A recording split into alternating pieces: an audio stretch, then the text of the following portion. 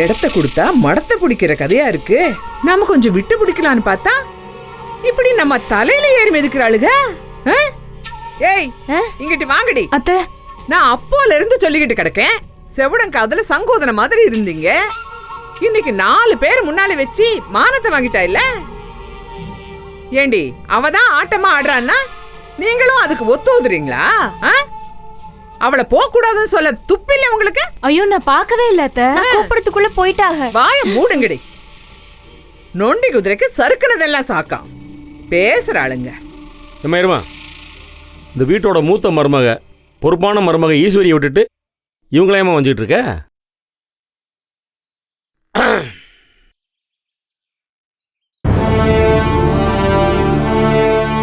ஏன் சார் அவங்கள வெளியே போக வேணாம்னு நீ ஒரு வார்த்தை சொன்னியா?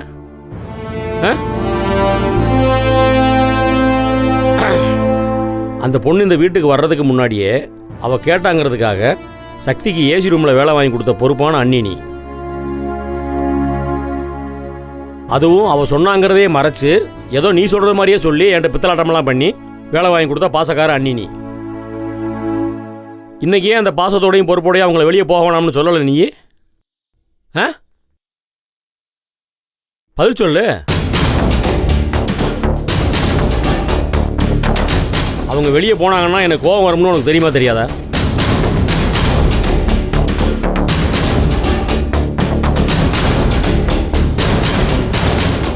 இல்லங்க, நான் நீங்கிற பேச்செல்லாம் இருக்கக்கூடாது. அந்த பொண்ணு வெளியே போனா இந்த வீட்டுக்குள்ள பிரச்சனை வரும்னு உனக்கு தெரியுமா தெரியாதா? அவளுக்கு எல்லாம் தெரியும்பா. இவளுங்க எல்லாம் கூட்டு சேர்ந்துக்கிட்டு நாடகம் போடுறாள். ஐயோ இல்ல. ஏண்டி அப்படிதானே? இல்ல அத்தை.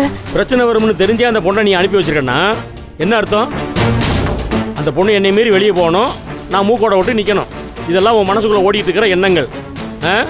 அப்படித்தானே? இப்படி ஒவ்வொன்றா நடக்க நடக்க உள்ளுக்குள்ள சந்தோஷம் பொங்குது. மாமா, அக்காக்கு எதுவும் தெரியாது மாமா. என்னாச்சுன்னா கொஞ்சம் இருமா. நீ என் தம்பி பொண்டாட்டி. தம்பி பொண்டாட்டியை கோவப்பட்டு பேசிட்டானாங்கிற கெட்ட பேர் எனக்கு வந்துட வேண்டாம். போ, ஓரமா போய் நில்லு. போ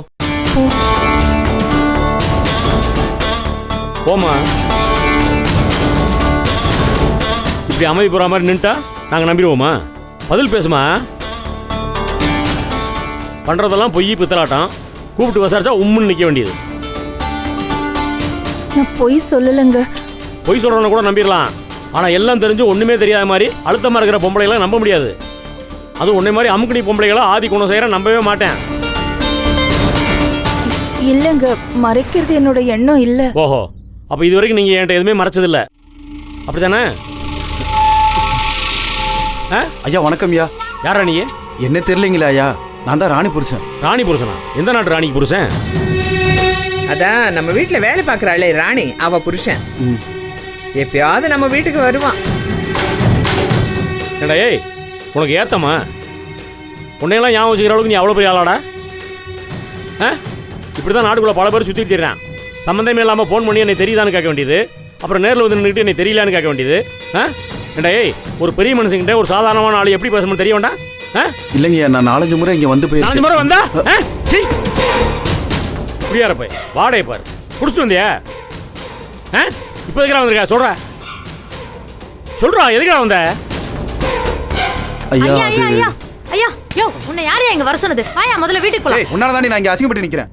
நான் விட மாட்டேன்டி இன்னைக்கு. ஐயா நான் குடியேறந்தா ஐயா, ஆனா களவாணி பையன் இல்லையா. எதுவா இருந்தாலும் நேருக்கு நேரா நின்று வெட்டு 1 துண்டு 2ன்னு பேசுவையா.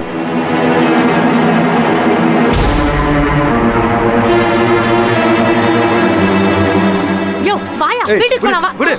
உன் வண்டவளத்தை தண்டவளத்துல ஏத்துற இரு. நக்கலா பண்ணிக்கிட்டு திரியிற. இன்னைக்கு வாட்டத்துக்கு முடிவு கட்டுறேன் பாரு. ஐயா ஐயா இங்க பாருங்க ஐயா, இந்த வீட்டு சோழியை முடிச்சு போனதும் நகையை கொண்டு போய் அடமானம் வச்சிருக்காயா. என்ன ஏதுன்னு விசாரிங்க ஐயா.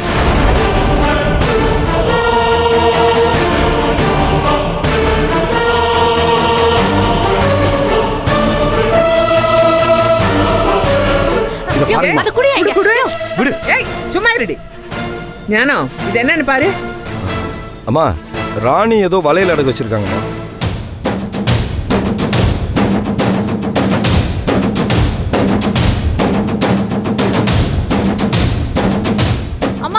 அதெல்லாம் ஒண்ணு இல்லம்மா. யோ வாயா வீட்டுக்கு போலாம். ஏய், ராணின்னு போட்டிருக்கு, வலையில வேற அனுமானம் வச்சிருக்க, அப்புறம் என்ன?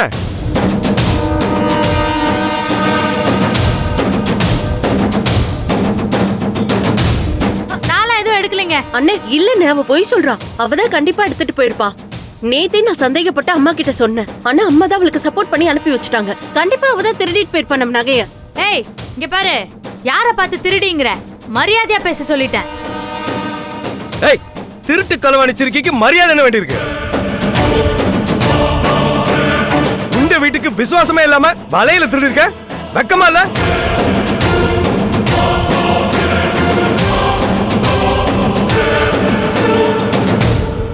ஏய், உன்னை வீட்டுக்குள்ள விட்டதுக்கு என்ன சோட்டால தாண்டி அடிக்கணும். இத்தனை வருஷமா இந்த சொல்லிதான் பண்ணிட்டு இருக்கியா களவாணி? அம்மா போதுமா, என்ன பேச வைக்காதீங்க. இதே டிராமா தான் அன்னைக்கும் பண்ணா. இன்னைக்கும் ஆக்டிங்லாம் செல்லாதுமா. எத்தனை நாளா நடக்குது சொல்லு. போதுமா போதும், நான் ஒண்ணு திருடல. அந்த பழக்கம் சுட்டு போட்டாலும் எனக்கு வராது.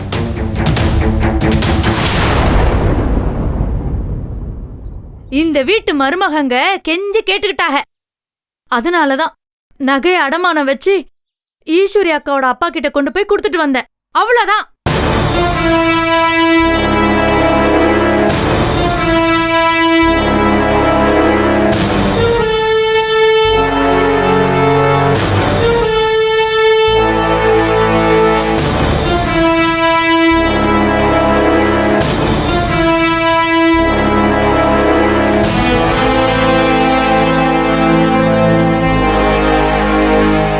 அடி பாவிகளா, இந்த வீட்ல என்னடி நடக்குது?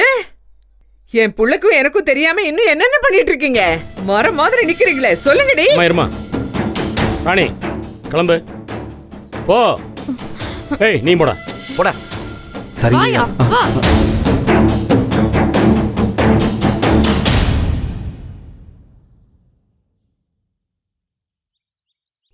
என்னதெல்லாம்? மாமா மாமா, அக்கா மேல எந்த தப்பு இல்ல மாமா. நான் தான் இந்த ஐடியா கொடுத்தேன். என்ன நடந்ததுன்னு சொல்லிடுறேன் மாமா. நீ இரு. நான் தான் வளையல அடகு வைக்க சொன்னேங்க. அம்மாக்கு உடம்பு சரியில்லைன்னு என் வளையல நான் தான் கொடுத்தேன். என்ன நெஞ்சல் தெரிந்தா என்கிட்டயே சொல்லுவேன். உங்க அப்பனுக்கு அடகு வச்சு கொடுக்க என் சொத்தம் கிடைச்சா? வாழ வழி இல்லைன்னா உங்க அப்பனுக்கு கொடுத்தாங்க சாக சொல்றீ? என்ன இப்படி பாருங்க.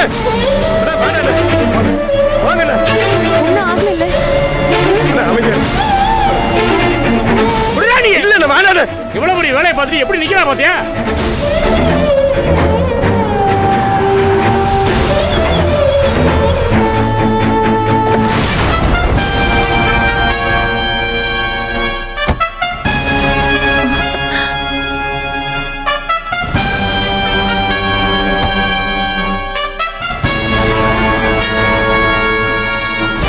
விடு விடு விடு விடுறா. அண்ணே, ஜனனி வந்துட்டானே.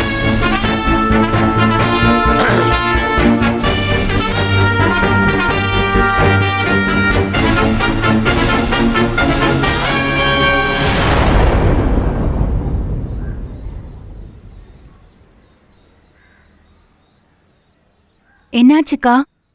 ஏன் ஒரு மாதிரியா இருக்கீங்க? ஒன்றும் இல்லை, பேசிக்கிட்டு இருந்தோம். திடீர்னு தலை வலிச்சுது, அதான் வெளியில வந்தேன். வாங்க, நீங்க உள்ள வாங்க. வாங்க பாப்பா. என்ன எல்லா இடமும் சுத்தி பாத்தியல? நல்லா இருந்துச்சா? ஆமாமா. என்னை அந்த இடத்துல வச்சு பாப்பா எதிர்பார்க்கல? ஆமா. அப்புறம் ஜனனி உங்க அப்பா ஃபோன் பண்ணியிருந்தாரு, மறு வீட்டுக்கு அழைக்க வரேன்னு சொன்னாரு. நான் தான் எதுக்கு வேண்டாம் வீண் அழைச்சல், நான் அனுப்பி வைக்கிறேன்னு சொல்லிட்டேன். அதனால நாளைக்கு காலையில் ஃப்ளைட்டில் டிக்கெட் போட்டு தரேன், போயிட்டு வந்துருங்க.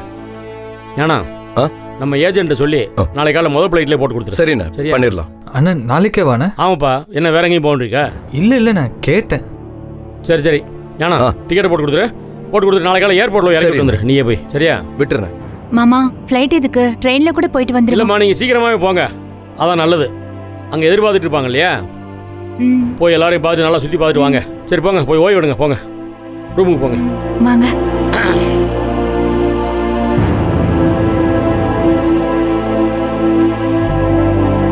ஏன்னா வா வெளியே போயிட்டு வந்துடலாம். ஆ,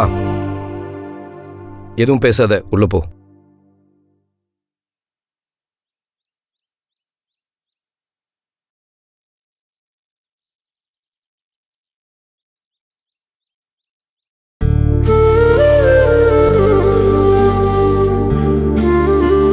அக்கா சாரிக்கா, நான் தான் இந்த ஐடியா கொடுத்தேன். சாரிக்கா, ஐ எம் எக்ஸ்ட்ரீம்லி சாரிக்கா. மாமா அடிப்பாருன்னு எதிர்பார்க்கலக்கா. பரவாயில்ல, பழகிடுச்சு.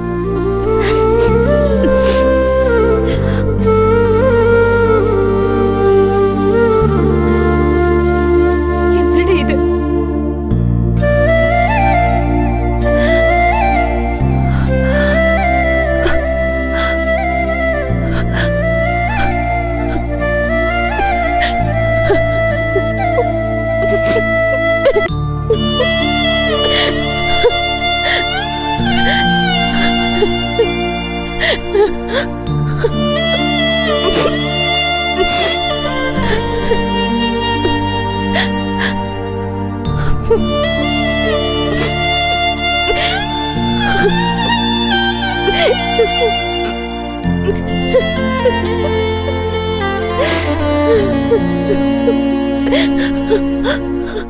என்னண்ணே கூப்பிட்டீங்களா?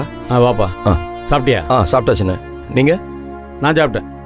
கதிரை காணோம். இதோ வந்துட்டு இருக்கானே. கதிரு அண்ணா இதை வர்றேண்ணா. தோ வா வா. அண்ணா நீ சாப்பிட்டியா? சாப்பிட்டாச்சுண்ணா. நீங்க சாப்பிட்டீங்களா? சாப்பிட்டேன்.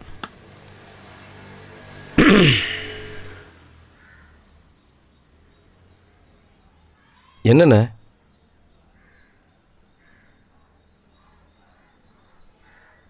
நான் 13 வயசுலேருந்து என் தம்பிகளுக்காக மாடாக உழைச்சிருக்கேன். தம்பி தங்கச்சிகளை நல்லபடியாக வளர்த்து ஆளாக்கியிருக்கேன். உங்களுக்கெல்லாம் நல்ல இடத்துல பொண்ணு பார்த்து கல்யாணம் பண்ணி வச்சுருக்கேன். இதில் எனக்கு எதுவும் சந்தேகம் இல்லை. நான் நிறைவாக இருக்கேன்.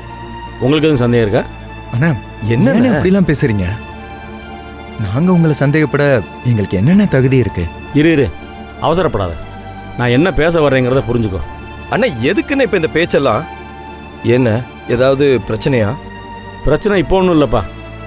வந்துடக்கூடாதுன்னு பார்க்குறேன், வேற ஒன்றும் இல்லை. இது வெளியே யாருக்காவது தெரிஞ்சால் கூட சொல்லி காட்டுறான்னு நினைப்பாங்க. ஆனால் என் தம்பி கிட்ட தானே சொல்கிறேன், அதில் ஒன்றும் தப்பு இல்லை.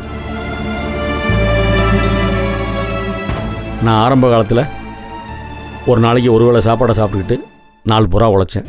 இது வரைக்கும் நான் எனக்குன்னு எதையும் வாங்கிக்கிட்டதே இல்லை. எல்லாம் உங்களுக்கு தான் வாங்கி கொடுத்துருக்கேன். இதெல்லாம் நான் என்றைக்கும் பெருசாக நினச்சதே இல்லை. ஆமாம். அதுக்கப்புறம் அதெல்லாம் தாண்டி நிறையா இருக்குது. அப்போ தான் நான் கல்யாணம் முடித்தேன். புதுசாக கல்யாணம் முடித்த நேரம். அப்போ தான் சின்ன சின்னதாக சொத்துக்களை வாங்கி கொஞ்சம் கொஞ்சமாக வளர்ந்துக்கிட்டு இருக்கேன். பழங்கானத்தில் ஒரு சின்னதாக ஒரு வீடு வாங்கினேன். அதில் ஒரு சமையல் கட்டு, ஒரு ஹாலு, ஒரு சின்னதாக ஒரு ரூம் இருக்கும், அவ்வளோதான். ஆமாம். ஞானத்துக்கு அப்போ கொஞ்சம் விவரம் தெரியும். ஆமாம். கதிர், உனக்கு அப்போ ஒன்றும் தெரியாது. சின்ன பையன், ஸ்கூலுக்கு போயிட்டு இருந்தேன். நீங்கள் எல்லாம் ஹால்லையும் படுத்துருப்பீங்க, உள்ள ரூம்குள்ளேயும் படுத்துக்கிடுவீங்க. நான் புதுசாக கல்யாணம் ஆனவன். உங்களுக்கெல்லாம் தொந்தரவாக இருந்துடக்கூடாதுங்கிறதுக்காக பல நாள் நான் பொண்டாடி கூட கூடுறது கூட வாய்ப்புகள் இருந்ததில்லை.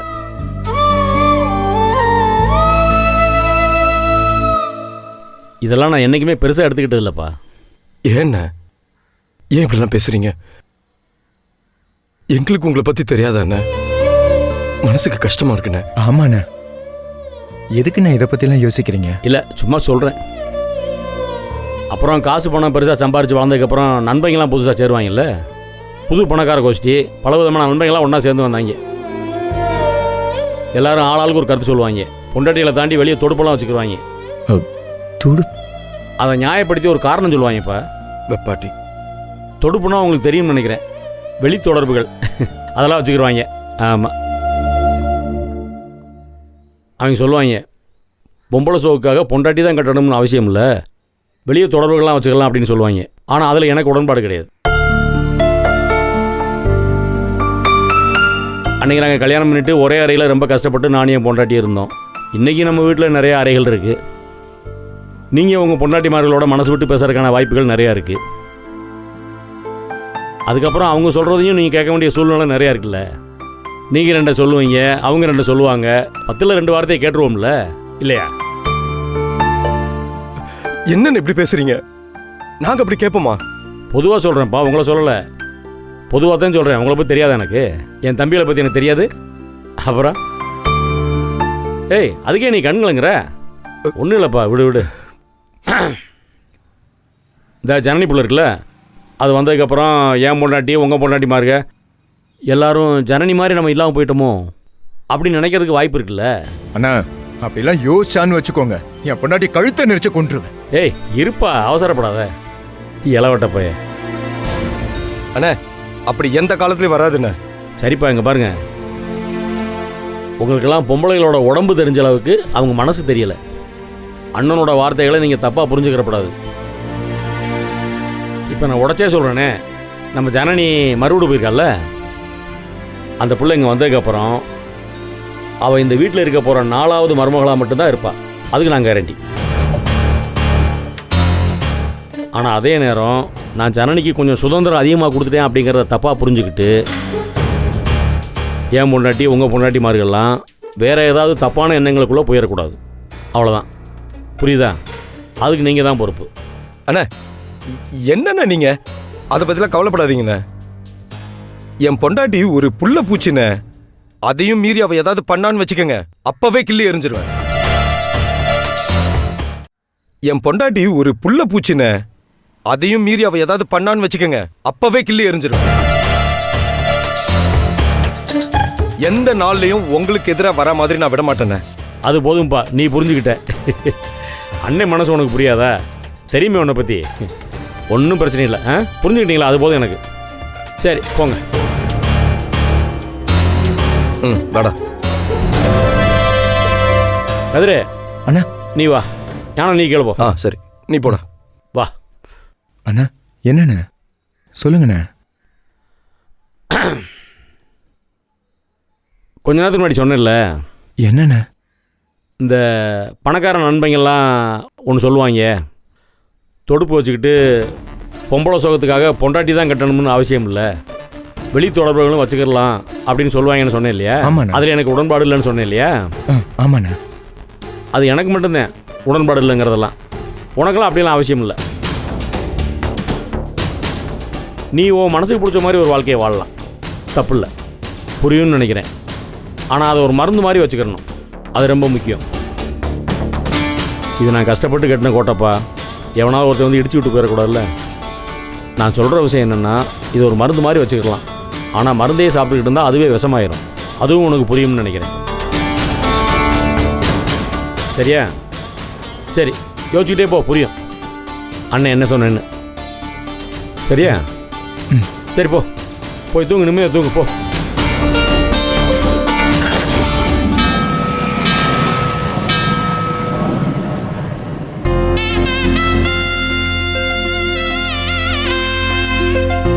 வாங்க வாங்க வாங்க வாங்க. நல்லா இருக்கீங்களா?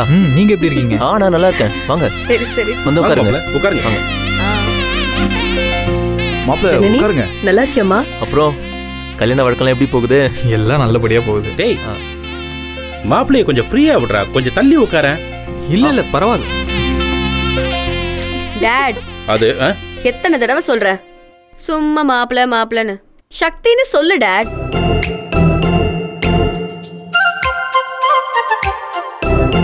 ஏய், அவர் நம்ம வீட்டு மாப்பிள்ள தானே? பத்து, நான் கூட தான் உனக்கு பொண்ணு, அதுக்குன்னு டெய்லி நீ என்ன பொண்ணே மகளே நான் கூப்பிட்டு இருக்க? அவ அப்படிதான்ப்பா. மாப்பிள்ளைங்கிறது ஒரு ரிலேஷன்ஷிப் நேம் பத்து. அவருக்கு தான் சக்தின்னு எவ்வளவு நல்ல பேர் இருக்கு, அத சொல்லி கூப்பிடலாம்ல. ஏய், என்ன சக்தி, நான் சொல்றது கரெக்ட் தானே? 100% கரெக்ட். Very good. இந்த மாதிரி நீங்க அப்பப்போ சப்போர்ட் பண்ணாதான் கொஞ்சம் நல்லா இருக்கும். இல்லனா நியாயமா பேசினா கூட வாயடின்றுவாங்க இவங்க. It's all fate. இந்த உலகத்துல, வீட்ல, எல்லா இடத்துலயும் நியாயத்தை பேசுறதுக்கு நமக்கு வழியே இல்ல. ஐயோ, வாய் மூடு. வந்தது வராததுமா அவரை ரோஸ் பண்ணாத. வாட்? ரோஸா? என்னது? நான் ரோஸ்ட்? வாட்? வறுத்து எடுக்காதேன்னு சொன்னேன்டி. ஓஹோ, பத்து ட்ரெண்டியா சொல்றியா? நேத்து நைட்டு ஃபுல்லா போனை ஊத்து ஊத்து பார்த்துட்டு இருக்கும் போதே நினைச்சேன், பத்து நீ சோஷியல் மீடியாவை தப்பா நினைச்சிட்டு இருக்க. ரோஸ்ட்னா அப்படி இல்ல பத்து. அம்மா தாயே, எங்களுக்குலாம் கிளாஸ் எடுத்தது போதும், வந்தவங்களை கவனிக்க விடுறியா? என்ன சாப்பிடுறீங்க? காஃபியா இல்ல ஜூஸா? என்ன வேணும் சொல்லுங்க. அத்தை, sorry for the cross talk again. நீங்க செஞ்சு வச்ச எல்லா ஐட்டமும் அதென்ன, இட்லி, கெட்டி சட்னி, வடை, சாம்பார், அதுக்கப்புறம் சுமாரான காஃபி, அதையும் விட சுமாரான ஒரு டீ. இதெல்லாம் ஒரு ஐட்டம்னு ஏன் அத்தவங்களை சாப்பிட சொல்றீங்க? டேய் என்னப்பா? ஏய், இந்த சுமாரான ஐட்டம்லாம் நீ சாப்பிட்டுதான் இப்ப இவ்ளோ வாயாடிட்டு இருக்க. அவங்க என்னப்பா நம்மள மாதிரியா டாப் கிளாஸ்? ஃப்ளைட்ல பிரேக்ஃபாஸ்ட்லாம் முடிச்சிட்டு கூலா வந்திருப்பாங்க. என்ன ஜனனி, இனிமே எப்பவுமே ஃப்ளையிங் தானே? நாங்க ஆக்சுவலி ட்ரெயின்ல வரதா தான் இருந்தது. ஆனா பெரிய மாமா தான் கம்பல் பண்ணி ஃப்ளைட்ல போங்கன்னு சொல்லி டிக்கெட் போட்டு அமுச்சு வச்சாரு. பிசினஸ் கிளாஸா? ஆமாமா, அவங்க கிளாஸே தனிப்பா. கல்யாணத்துல பார்த்தோமே, மறந்துருச்சா என்ன நமக்கெல்லாம்? ஏன்